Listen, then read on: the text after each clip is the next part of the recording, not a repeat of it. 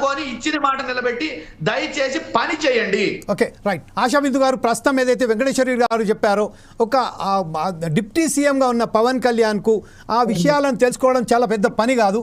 ఎంతోమంది ఐఏఎస్ ఆఫీసర్లు, అధికారులు ఉన్నారు కాబట్టి కొద్ది నిమిషాలలో ఒక స్పాన్ ఆఫ్ మినిస్టర్లను మొత్తం సేకరించవచ్చు, ఆ సమాచారాన్ని సేకరించవచ్చు చెప్తున్నారు. కానీ ఒక విషయం మాత్రం చాలా క్లియర్గా పవన్ కళ్యాణ్ గారు చెప్పారు, దానికి సంబంధించిన ఎలాంటి ఆధారాలు లేవు.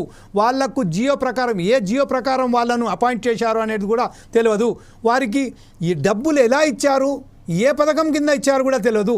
వాలంటీర్స్ అన్న వ్యవస్థను మొత్తం, వాలంటీర్ అంటేనే స్వచ్ఛందంగా వాళ్ళు పనిచేయడానికి ముందుకు వచ్చిన వాళ్ళు. అయితే ఆ విషయంలో ఎలాంటి అవగాహన లేదని చెప్తున్నారు.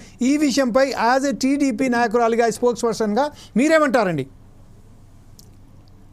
జమీల్ గారు, మీకు నమస్కారం. 4 సైట్స్ టీవీకి, వీక్షకులకి, ప్యానెల్లో పాల్గొన్న పెద్దలందరికీ నమస్కారం అండి.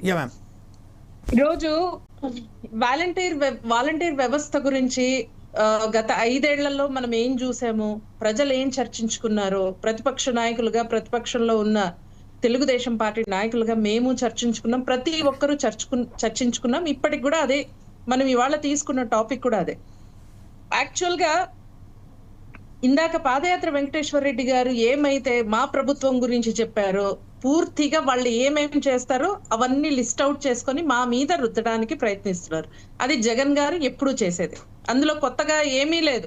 వాళ్ళు ఏమేమి తప్పులు చేస్తారో పూర్తిది ఎదుటి వాళ్ళకి ఆపాదించడం, అది వైఎస్ఆర్సీపీ వాళ్లకున్న ఏకైక ఆయుధం అండి. అది మనం చాలా సార్లు చూస్తూనే ఉన్నాం. వాళ్ళు చంపడం, పక్క వాళ్ళ మీద తోయడం. ఇప్పుడు కూడా జరిగింది అదే.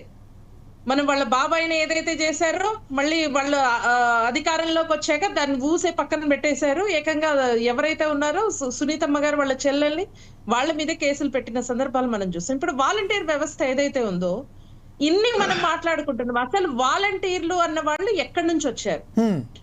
మనం ఈ మాట మనం మాట్లాడుకోకూడదు. విజయసాయి రెడ్డి గారు ఆయన మీటింగ్ లో మనం క్లియర్ గా చెప్పారు. ఏం చెప్పారు జమీల్ గారు? వాళ్ళు ఏం చెప్పారు? 95% ఆఫ్ వైఎస్ఆర్సీపీ కార్యకర్తలే వాలంటీర్లుగా నియమించుకున్నామనేసి క్లియర్ గా పబ్లిక్ గా విజయసాయి రెడ్డి గారు, వాళ్ళ పార్టీ ఎంపీ, ముఖ్య జగన్ గారి రైట్ హ్యాండ్ చెప్పారన్న విషయం ప్రతి ఒక్కరికి తెలుసు.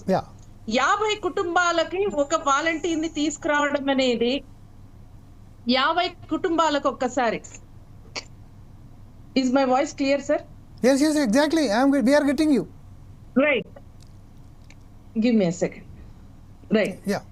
ఈ వాలంటీర్లు 50 కుటుంబాలకు ఒకరు నియమించి వాళ్ళని పూర్తిగా సర్వైవలెన్స్ లో ఉంచడానికే ప్రయత్నించారు. అంతేగాని ఏదో వాలంటీర్లు 5,000 రూపాయలు ఇచ్చి, జగన్మోహన్ రెడ్డి గారు చేసే పని మెయిన్ ఏంటో తెలుసా అండి?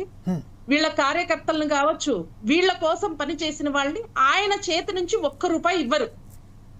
ఆయన కోసం పని చేసినా గానీ, ఆయన అధికారంలోకి రావడానికి పని చేసిన వాళ్ళు గాని, కింద వాళ్ళు గాని పూర్తిగా ఈయన ఏదైనా పని చెప్తే చేసినందుకు డబ్బులు గాని పూర్తిగా ప్రభుత్వం నుంచి ఇచ్చినదే మనం చూసాం. సలహాదారులుగా ఎవరున్నారు? పూర్తిగా వైఎస్ఆర్సీపీ వాళ్ళ కోసం పనిచేసిన వాళ్ళు, సజ్జల రామకృష్ణారెడ్డి కావచ్చు, ఎవరైతే ఉన్నారు వీళ్ళంతా వాళ్లే ఉన్నారు పూర్తిగా. ఇప్పుడు ఆర్జీబీ గారు ఆయన కోసం సినిమా తీస్తే డబ్బులు దేని నుంచి వెళ్ళాయి? ఫైబర్ నెట్వర్క్ నుంచి వెళ్ళిందా 2 కోట్లు? అక్కడ నుంచి ఎవరైతే ఫేస్బుక్ లో కావచ్చు, ట్విట్టర్ లో కావచ్చు, ఎవరైతే యాక్టివ్ గా ఉండి సోషల్ మీడియాలో అప్పుడు చంద్రబాబు నాయుడు గారి మీద, లోకేష్ గారి మీద, పవన్ కళ్యాణ్ మీరుగా ఎవరు బూతులు తిడుతూ పని చేస్తారో వాళ్ళకి డబ్బులు ఎక్కడి నుంచి వెళ్ళాయి? ఫైబర్ నెట్వర్క్ నుంచి. ఆయన నుంచి 1 రూపాయి బయటికి వెళ్ళదు. అంతే. ఆయన కోసం ప్రాణాలు ఇచ్చిన, జగన్మోహన్ రెడ్డి కోసం ప్రాణాలు ఇచ్చిన వాళ్ళకి సైతం ప్రభుత్వం నుంచే వెళ్తది. అందుకే మీరు మొన్న చూస్తే ఎప్పుడైతే వరదలు వచ్చాయో నేను 1 కోటి రూపాయలు ఇస్తానని చెప్పెళ్ళారు, కానీ ఇప్పటి వరకు ఆ రూపాయి రాలేదు. ఇప్పుడు నిన్న రాప్తాడులో ఒక విషయం జరిగింది కదా, ఒక హత్య చేస్తే వాళ్ళ ఇంటికి వెళ్ళి చేశారు కదా, 1 రూపాయైనా విదిల్చారా వాళ్ళ కోసం? మేము చూస్తామమ్మా, మేము సపోర్ట్ ఉంటామన్నారు కానీ 1 రూపాయైనా విదిల్చారా? ఆయనకు అది చేత కాని పని అది అసలు. సో ఇప్పుడు ఈ వాలంటీర్ వ్యవస్థని ఎందుకు తెచ్చుకున్నారు? మనం 30 ఏళ్ళు మనం సర్వైవ్ అవ్వాలి, నేనే అధికారంలో ఉండాలి కాబట్టి ప్రతి 50 కుటుంబాలకి ఒకరు ఉంటే వాళ్ళు ఏమేమి చేస్తారో, ఎవరికి ఓటు వేస్తారో మనము వాళ్ళని పూర్తిగా అబ్జర్వ్ చేయొచ్చనే ఉద్దేశంతో చేశారు మాత్రమే, ఇంకేది చేయలేదు. ఇంకే ఉద్యోగాలు ఇచ్చారండి గవర్నమెంట్ పరంగా ఒక వాలంటీర్ వ్యవస్థను తప్పితే?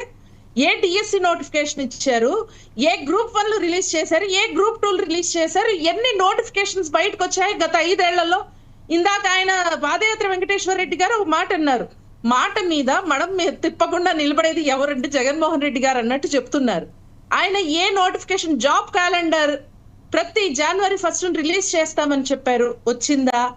ఏ 5 ఏళ్లలో ఎన్ని జనవరి 1 పోయాయి, ఎన్ని 5 జనవరి 1 పోతే ఎన్ని రిలీజ్ చేశారో ఒక్క మాట చెప్పమనండి. సో మనం ఇందులో క్లియర్, అది ఒక్క వాలంటీర్ వ్యవస్థ వాళ్ళ కోసం వాలంటీర్ గా పనిచేయడానికి తీసుకున్నారు, 5,000 ముష్టిగా వేస్తున్నారు లోపలకారిగా ఏదో ఒకటి చేయడానికి, అంతే తప్పితే. With your permission, Asha Bindu garu, with your permission, can I talk to Mr. Venkateshwar Reddy, because he is raising his finger. I think that he wants to say something on it.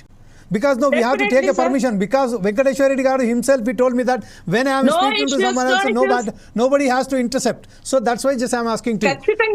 Venkateshwar Reddy garu, come on, go ahead with your option, whatever it may be. Objection. ASHA madam గారు నాకు ఎప్పటి నుంచో పరిచయం, ఎన్నో debate లో మేము కలిసి వాదించుకున్న సందర్భాలు ఉన్నాయి. అయితే ఇక్కడ విషయం ఏంటంటే 4 పాయింట్లు. వాలంటీర్ వ్యవస్థ, వాలంటీర్ గా వచ్చిన వాళ్ళకి గౌరవ వేతనం అని చెప్పేసి మేము ప్రకటించి, ఉన్న గ్రామంలో వాళ్ళ ఉన్న 50 కుటుంబాల్లో వాళ్ళ ఉన్న వీధిలో వాళ్ళు మిగతా పనులు చేసుకుంటూ కొంత సమయాన్ని దీన్ని కేటాయిస్తే ఆ 5,000 రూపాయలు కేటాయించాము. ఆ 5,000 రూపాయలని ఎగతాళి చేసి, మీరు గోనె సంచులు మోసుకునే ఉద్యోగమా, అది ఉద్యోగమా అని చెప్పేసి ఎగతాళి చేసిన ఈ ప్రతిపక్షంలో ఉన్నప్పుడు ఈ ప్రభుత్వం మాట్లాడిన మాటలు, దానికే మళ్ళీ ఇంకో 5,000 కలిపి 10,000 ఇస్తామని చెప్పిన మాటలు వాళ్లే చెప్పారు. ఇక్కడ ఒక్క ఉద్యోగం ఇవ్వలేదని ఆశాదేవి గారు అంటున్నారు. ఇప్పుడు మీరు ఉపయోగించే పెన్షన్లకు ఉపయోగించే సచివాలయ వ్యవస్థ 1,80,000 ఉద్యోగాలు, ఒకే ఒక్క నోటిఫికేషన్ తోటి 1,80,000 ఉద్యోగాలు ఒకే ఒక నోటిఫికేషన్ తోటి చంద్రబాబు నాయుడు గారు తన 14 ఏళ్ల కాలంలో, ప్రభుత్వ కాలంలో ఇవ్వలేనని, ఒక్క చంద్రబాబు నాయుడు గారే కాదు, గతంలో ఏ ప్రభుత్వం ఇవ్వలేనన్ని ఉద్యోగాలు ఒకే ఒక నోటిఫికేషన్ లో 1,80,000 ఉద్యోగాలు, సచివాలయ ఉద్యోగాలు ఇచ్చిన ఘనత జగన్మోహన్ రెడ్డి గారిది. ఇప్పుడు ఆ సచివాలయ వ్యవస్థ ద్వారానే పనులన్నీ సామాన్యుడి గుమ్మంలోకి వస్తున్నాయి. అవి ప్రభుత్వ ఉద్యోగాలు. ఇక వాలంటీర్లు అనేవి, వాలంటీర్ వ్యవస్థ అనేది గౌరవంగా వాళ్ళ గ్రామంలో వాళ్ళకి సంబంధించిన బంధువులు 50 కుటుంబాలకి వాళ్ళ సొంత పనులు చేసుకుంటూ కొంత సమయాన్ని వాళ్ళకి ప్రభుత్వ సర్వీసులు అందించడం కోసం కేటాయిస్తే గౌరవంగా 5,000 రూపాయలు వాళ్ళకి ఇచ్చాము. ఇప్పుడు వీళ్ళు దానికి మేము వాలంటీర్ వ్యవస్థ రద్దు చేస్తామని చెప్తే మేమే కాదు, ఆ 2,60,000 మంది అడిగేవాళ్ళు కాదు, మేము 5,000 కాదు 10,000 ఇస్తాము అనకుండా ఉంటే ఇప్పుడు వీళ్ళు అడిగేవాళ్ళు మోసం చేసి 2,60,000 మళ్ళీ మాట్లాడుతున్నారు. Now it is the time for Asha Bindu garu. Asha Bindu garu, give the answer to that questions whatever he raised. Sir, మీరు ఎలక్షన్ టైంలో ఎంతమంది వాలంటీర్లు వైఎస్ఆర్సీపీకి అనుకూలంగా పని చేయించుకున్నారు? ఎలక్షన్ టైంలో ప్రతి ఇంటికి వీళ్ళ ఎమ్మెల్యేలు వెళ్తున్నప్పుడు వాలంటీర్లను ఉపయోగించుకున్నారు, మనం చూసాం. ఎంతమంది వాలంటీర్లు రిజైన్ చేసి వైఎస్ఆర్సీపీకి సపోర్ట్ గా వెళ్లారు మనం చూసాం. 2.5 లక్షల మంది ఇప్పుడు లేరు.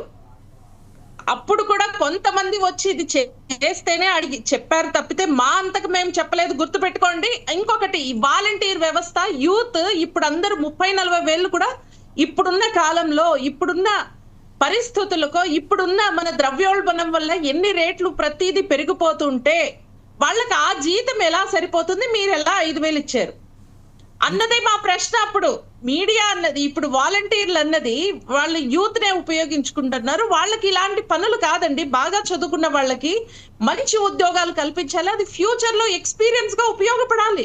ఈ వాలంటీర్ వ్యవస్థ వీళ్ళు చేసి ఇంటింటికి వెళ్ళి చేసే పని అది ఏం ఉపయోగపడుతుంది చెప్పండి ఎక్స్పీరియన్స్ గా? నెక్స్ట్ ఏదైనా ఒక మంచి పొజిషన్ కి వెళ్ళాలంటే ఎంత జీతాలు పోతాయి? ఈ 5,000 ఇస్తే వాళ్ళ మనుషుల వాళ్ళ పరిస్థితి ఏంటి? 5,000 ద్వారా మాకేం వస్తుంది?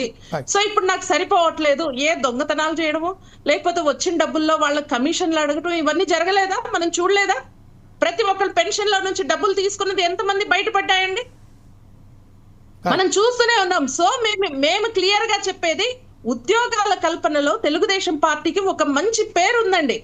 Right. మంచి విద్యా వ్యవస్థను తీసుకురావడం, మంచి పెద్ద పెద్ద కంపెనీలను తీసుకురావడం, దాంట్లో ఉద్యోగాలు కల్పించడం ఒక ఎత్తు. వాలంటీర్ వ్యవస్థ అన్నది 30 రోజులు, నెలలో 30 రోజులు పని చేయదు. ప్రజలకి 30 రోజులు అవసరాలు రావు. వాళ్ళకు వీలైనప్పుడు వెళ్ళి వాళ్ళు తెచ్చుకోగలరు. రేషన్ షాపులు కానీ, పెన్షన్లు ఎవరైనా ఇబ్బంది, బెడ్ రెస్ట్ లో ఉన్న వాళ్ళకి దగ్గర కానీ ఎవరైనా వెళ్ళి తీసుకోగలరు. అకౌంట్లలో కూడా వేసుకోవచ్చు. There is a process. So 30 రోజులు వాళ్ళ అవసరం ఉండదు. మిగతా టైం అంతా ఏం చేస్తారండి వాళ్ళు? ఇదే కదా మేము చెప్పేది. Right. వీళ్ళకి ఒక ఎక్స్పీరియన్స్ రావాలంటే ఒక మంచి స్థాయిలో ఉండాలి. వాళ్ళ చదువుకున్న దానికి ఒక మంచి ఉపాధి అనేది ఇవ్వాలి అన్నదే తెలుగుదేశం పార్టీలో చంద్రబాబు నాయుడు గారి వాళ్ళ మనస్తత్వం. అది మనం Right. చూస్తూనే ఉన్నాయి. ఎన్ని ప్రాజెక్టులు వస్తున్నాయి, ఎన్ని కంపెనీలు వస్తున్నాయి. Right madam. ఇప్పుడు మనం మీరు అవన్నీ పక్కన పెట్టేసి కంపెనీలన్నీ మూసేసి వాలంటీర్ వ్యవస్థ అంటే అది that is not at all right. Okay ma'am, ఇప్పుడు రమాదేవి గారి దగ్గర వెళ్దాం. ఏది అయినప్పటికీ